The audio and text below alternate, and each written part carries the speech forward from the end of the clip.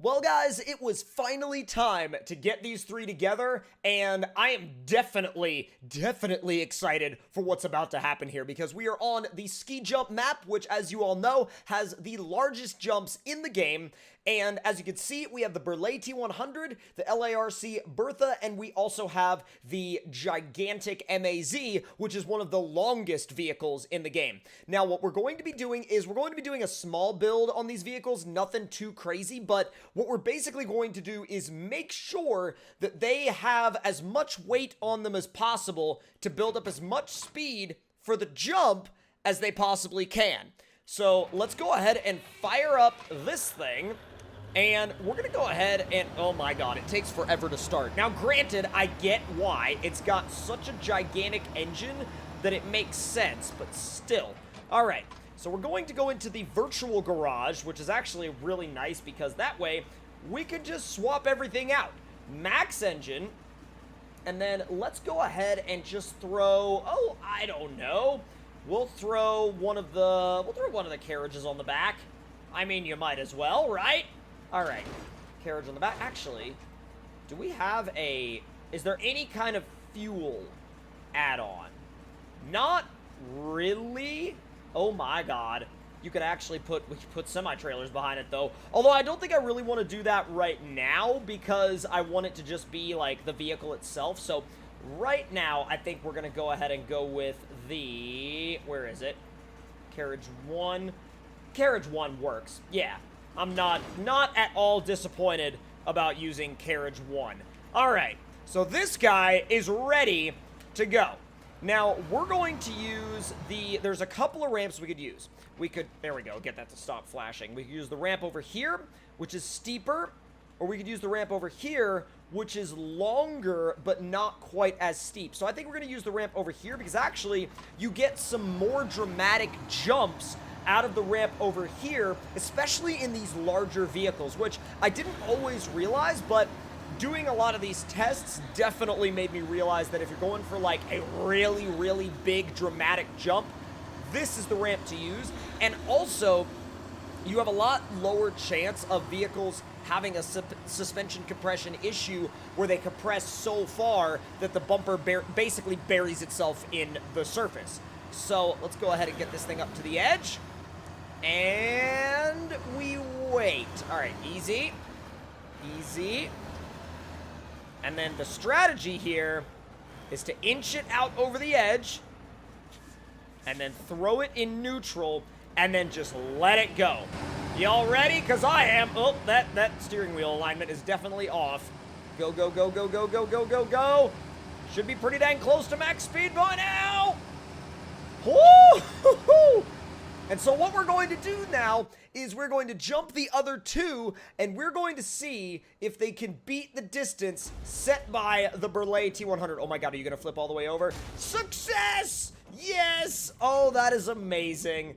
Dude, this thing landed on its freaking wheels. Landed right on its freaking wheels. So let's see. That actually went pretty far. That was like 3/4 of the entire landing zone. So now we switch to the LARC Bertha. Now, this thing is absolutely ridiculous, and we're going to do a bonus test at the end of this video where we actually do it with a truck inside of it. So we're not going to do that first, but we are going to do that after we've launched it as is and launched the other truck as is. But before we do that, we are going to go ahead and throw the fuel tanks on this thing because that should definitely add to the weight and therefore make it faster going down the hill. Now, my only concern, though, is can you guys kind of see how it's twisting back and forth right now? I'm kind of concerned that when we get up to high speeds, it will start to twist so much that it will basically become, like, uncontrollable. So I'm kind of going to watch out for that. I don't know how bad the issue is going to be, but let's cross our fingers and hope for the best that it doesn't get to be that bad. So, easy. This is so crazy, by the way, taking the three biggest vehicles in the game off of this jump. Easy. All right. Neutral.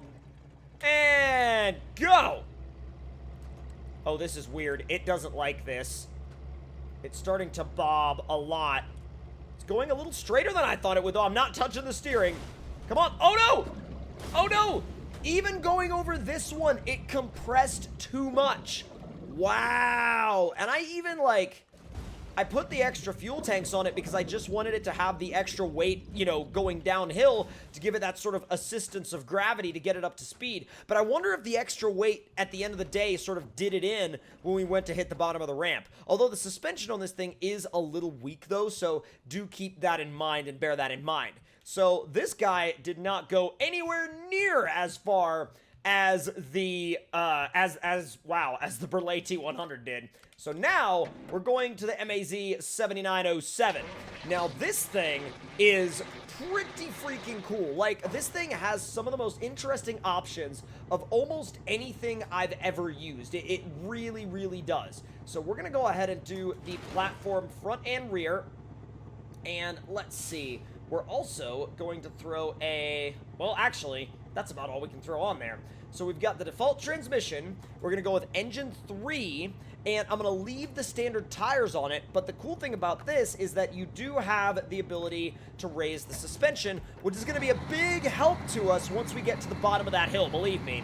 And also, believe me when I say that this thing absolutely needs that rear wheel steering, because without that rear wheel steering, it would literally take 2.5 years to turn around. I don't mean 2.5 hours. I genuinely mean this thing would take freaking 2.5 years to turn it around. It's also a 1-speed. So our speed right now is, yeah, the speed you see is the speed you get, at least in the default transmission. But the interior view is, even though the interior is kind of just taken out of one of the Azovs, it's definitely, like, it definitely works with this truck, though. It complements the view out of the truck for sure. And honestly, it's kind of nice to have it. Especially when you consider that your other option would have been maybe like a blank dashboard that didn't say anything on it at all. So I definitely am glad that they threw that interior in there. Now, I've taken this thing down these jumps before, but not unloaded fully in a long time. So I am curious to see how it will respond to being fully unloaded. But let's just see what happens, shall we? All right, coming up to the edge.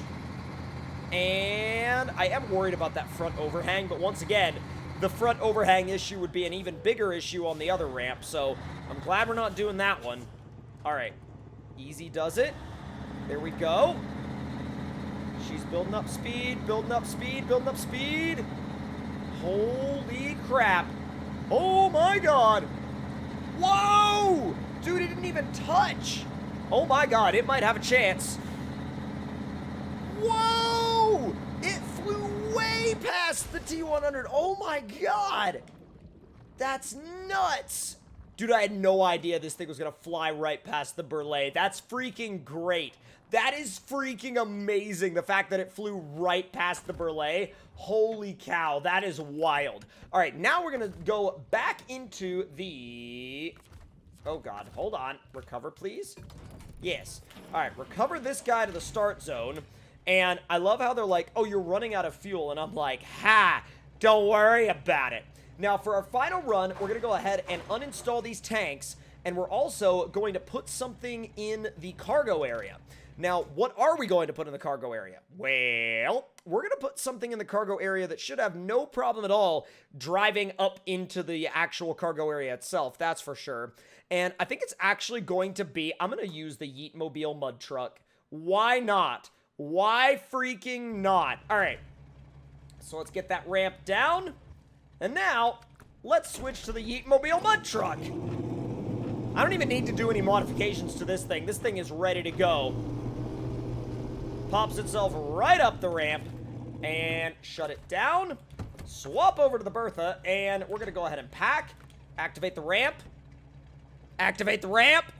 Activate. Thank you. All right, now we're going to attempt to go down that ramp one more time, and I'm going to do a little bit of a touch of the brakes when we get near the bottom and just see if I can get it to not completely bottom out, because all of those G-forces and all of those, like, literally all the forces of gravity pushing down on the suspension at the bottom of the hill are what caused it to fully damage out and then basically bury the nose of the truck in the bottom of the hill. So let's see what kind of a run we can get out of this thing now. So I'm very nervous because I don't know how this is going to go, and it could go very badly. Could go very, very, very badly. Oh, it's like slowly inching itself down. Oh boy. Oh boy. Alright, easy. I'm touching the brakes just a little bit to try to make it not go too fast. Okay, there we go. It's gonna do it. It's gonna do it. Oh my god, it's gonna do it. It's not gonna go as far as the other guys, but I don't really care at this point. Oh god, the Yeetmobile came undone. Oh, it came unpacked. Oh god. Yeah, I think this thing is definitely going to be sitting on its top for the foreseeable future. I don't really know what you would even use to recover that in a real-world situation. Like, I feel like you'd probably just leave it there.